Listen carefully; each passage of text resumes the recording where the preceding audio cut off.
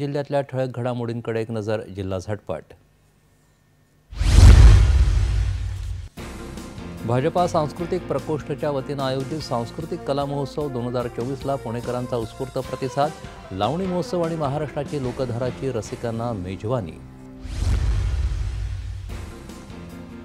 छत्रपती संभाजीनगरात 150 व्यापाऱ्यांची फसवणूक झाल्याचं उघड. खोट्या मुखत्यार पत्राच्या माध्यमातून 206 कोटींची गहाण ठेवून झाली फसवणूक. गुन्हेगारांवर कठोर कारवाईची होते मागणी. चंद्रपूर जिल्ह्यात गडचांदूर इथल्या दुकानासमोर बॉम्ब सदृश वस्तू ठेवणारे 2 इसम स्थानिक गुन्हे शाखा आणि पोलिसांच्या पथकानं घेतले ताब्यात.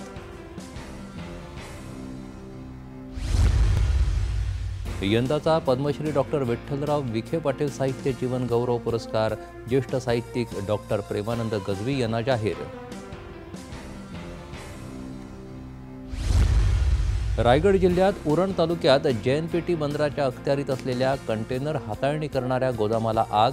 अग्निशमन दलाच्या प्रयत्नांनी आग आटोक्यात. जीवितहानी नाही.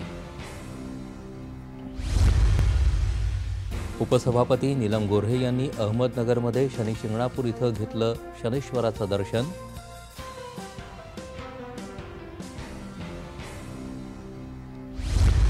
आणि परभणी जिल्ह्यात महानगरपालिकेत नव्यानं दाखल झालेल्या अग्निशमन विभागाच्या 4 वाहनांचं आयुक्त तृप्ती सांडभोर यांच्या हस्ते लोकार्पण.